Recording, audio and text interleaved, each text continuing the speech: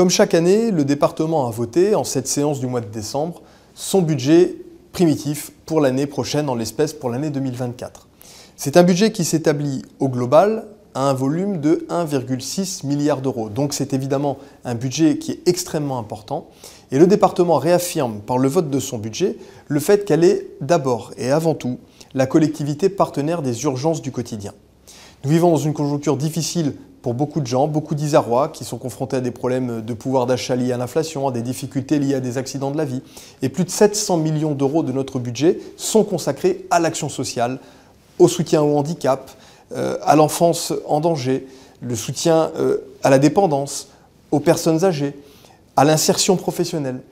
700 millions d'euros, c'est donc un effort absolument colossal qui fait que le département est au soutien de tous ceux qui en ont besoin par les temps qui courent.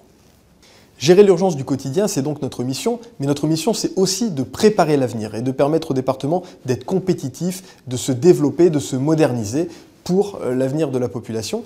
400 millions d'euros d'investissement sont consacrés à cette préparation de l'avenir, avec une partie d'investissement dans notre patrimoine routier pour entretenir et développer nos routes, auprès des collèges, parce que nous avons déjà rénové la moitié des collèges du département et nous nous attelons maintenant à rénover la deuxième moitié des collèges, pour faire aussi les transitions écologiques qui sont attendues pour les enjeux de préservation de l'environnement, en matière de tourisme, en matière de développement d'infrastructures cycles, et le département est aussi l'un des moteurs de l'économie qui accompagne les communes, les intercommunalités auxquelles nous consacrons 50 millions d'euros d'aide pour l'accompagnement de leurs projets, auprès du service départemental d'incendie de secours ou auprès des associations comme la Banque alimentaire de l'Isère, au profit de qui nous avons acheté les locaux qui lui serviront de stockage pour l'efficacité de son action quotidienne.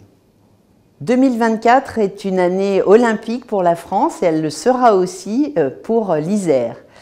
Nous avons depuis plusieurs mois lancé le relais Isère Terre de Jeux qui nous permet de nous déplacer dans tous les territoires pour développer les valeurs de l'olympisme qui sont extrêmement importantes, l'engagement, le partage, l'amitié, le dépassement de soi et puis aussi la culture puisque l'héritage aussi est extrêmement important.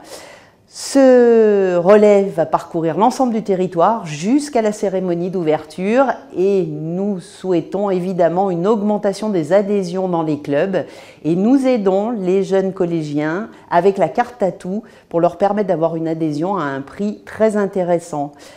Ce sera notre objectif pour les années futures, avoir des jeunes sportifs encore plus performants en Isère.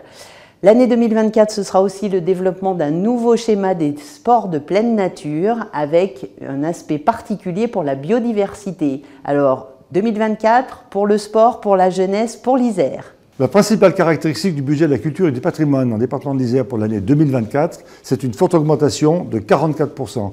Pourquoi? Tout simplement parce que nous allons engager 3 gros investissements. Le premier, c'est la construction donc, du musée de l'histoire de Vienne.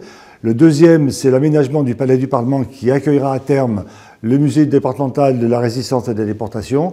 Et le troisième, c'est la construction de bâtiments pour les réserves muséales situées à Saint-Martin-d'Hères pour regrouper tout ce que nous avons sur le département de l'Isère, donc autour de nos musées. Naturellement, nous n'oublierons pas d'autres aspects de la politique culturelle. Un, le soutien à la lecture publique, avec notamment le soutien aux bibliothèques dans les communes, les petites communes du département et aux médiathèques. Le soutien aux enseignements artistiques, les conservatoires, les écoles de musique. Et enfin, le soutien aux principaux festivals, à tous les festivals qui ont lieu dans le département d'Isère. Et pas que les 2 principaux, qui sont le festival Berlioz et le festival Jazz à Vienne. L'eau est une ressource précieuse qui le sera encore plus dans les années qui viennent et le département de l'Isère est pleinement investi sur ces questions depuis déjà plusieurs années, à plusieurs échelles. D'abord pour aider et accompagner les syndicats GEMAPiens, ceux qui gèrent les milieux aquatiques et la protection des inondations. Il y en a 4 dans le département. Ensuite pour aider les communes et les intercommunalités, en particulier en zone rurale, pour les aider à avoir des systèmes d'assainissement toujours plus vertueux et pour renforcer, sécuriser leurs ressources en eau. Ensuite, le département aide les agriculteurs et les groupements d'agriculteurs qui portent des projets d'irrigation performants et particulièrement vertueux, particulièrement innovants. Enfin, le département réalise actuellement une vaste étude prospective, une étude stratégique sur la ressource en eau. Il s'agira de bien connaître cette ressource, de la mettre en parallèle avec les vulnérabilités dues au dérèglement climatique et aux différents usages qu'on en attend. Et il s'agira ensuite de partager ces données scientifiques parce que la politique de l'eau ne vaut et n'est efficace que si elle est pleinement partagée et partenariale. Ainsi, en 2024, le département consacrera 6,5 millions d'euros à son budget consacré à l'eau. Bonjour à toutes et tous. Le harcèlement scolaire est un drame individuel et collectif pour notre société. D'après un rapport d'information du Sénat datant de 2021, il concernerait chaque année entre 800 000 et 1 million d'enfants en France, ce qui correspond donc à plusieurs dizaines de milliers en Isère. Le problème du harcèlement scolaire n'est pas apparu récemment, mais son émergence dans le débat public met en lumière l'ampleur du phénomène. Il est reconnu comme un délit pénal depuis la loi du 2 mars 2022. Face à ce fléau, le travail ne peut qu'être collectif. L'éducation nationale, notamment avec le programme phare mis en place depuis la rentrée 2022, y joue bien entendu un rôle central.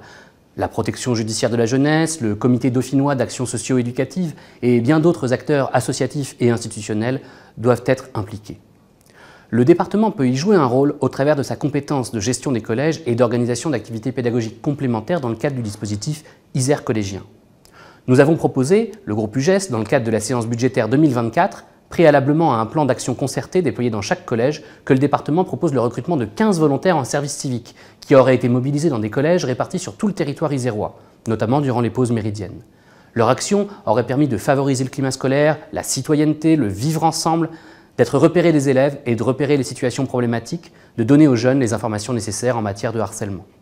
Malheureusement, la majorité départementale a refusé notre amendement. Nous vous souhaitons de bonnes fêtes à toutes et tous. Lors des débats budgétaires 2024, notre groupe politique a proposé que les femmes enceintes en Isère bénéficient de sensibilisation sur les perturbateurs endocriniens, mais aussi de légumes bio et locaux gratuitement. L'objectif est de protéger les bébés des pesticides dans l'alimentation, qui peuvent avoir des conséquences graves sur le développement du cerveau. Ces pathologies, telles que les dyslexies, les troubles de l'attention et de l'hyperactivité, sont en pleine augmentation. La majorité a rejeté cette proposition sans même en débattre. Pourtant, cela s'inscrit parfaitement dans les compétences du département, de la protection maternelle et infantile, ainsi que les politiques volontaristes en matière de santé et d'aide aux agriculteurs.